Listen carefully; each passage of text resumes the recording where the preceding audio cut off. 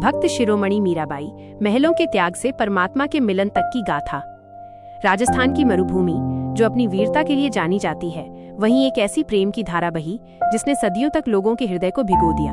ये कहानी है मीराबाई की, जिनका प्रेम किसी इंसान के लिए नहीं बल्कि साक्षात गिरधर गोपाल के लिए था।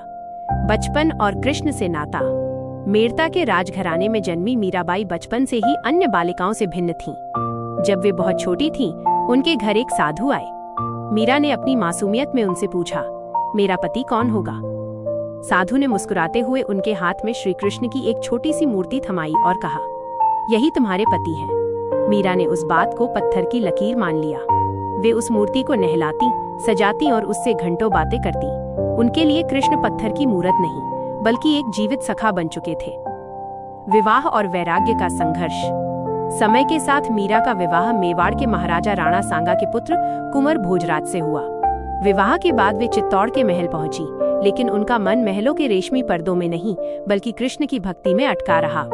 वे रानी की पदवी भूलकर मंदिर में नाचने लगती।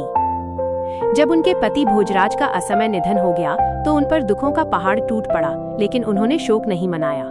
उन्होंने कहा, मेरा सुहाग तो अविनाशी है जो कभी मरता नहीं। राजसी कोप और षड्यंत्र। राजघराने के नए उत्तराधिकारी को मीरा का साधु संतों के साथ उठना बैठना कुल की मर्यादा के विरुद्ध लगा। मीरा को डराया गया, कैद किया गया, लेकिन उनकी जुबान पर केवल हरि का नाम था। अंततः उन्हें मारने का षड्यंत्र रचा गया। सबसे प्रसिद्ध घटना वो है जब उन्हें विष जहर का प्याला भेजा गया। मीराबाई ने उसे चरणामृत समझकर और कृष्ण का नाम लेकर पी लिया। पूरा महल उनकी मृत्यु की प्रतीक्षा कर रहा था, लेकिन विष ने अपना प्रभाव खो दिया और वो अमृत में बदल गया। इसी को लेकर उन्होंने गाया, विष का प्याला राणा जी ने भेजा, पीवत मीरा हाँसी रे। वैराग्य और वृंदावन का सफर। जब अत्याचार असहनीय हो गए तो मीराबाई ने राजसी वैभव को लात मार दी और जोगी बनकर निकल पड़ी। वे वृंदावन पहुंची और कृष्ण की भक्ति में रम गईं। वे गांव-गांव, नगर-नगर घूमती रहीं और उनके भजनों की गूंज पूरे भारत में फैलने लगी। अंतिम समय और महामिलन। अपने जीवन के अंतिम पड़ाव में मीराबाई द्वारका चली गईं।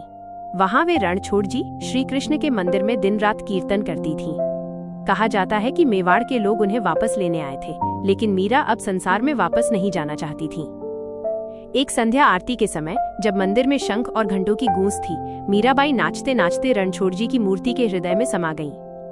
जब मंदिर के द्वार खुले तो वहां केवल मीराबाई की चुनरी भगवान की मूर्ति पर लिपटी मिली। मीरा का अस्तित्व सदा के लिए कृष्ण में विलीन हो गया था। अगर आपको ये वीडियो पसंद आया हो तो लाइक और सब्सक्राइब जरूर करें। धन्यवाद। क्या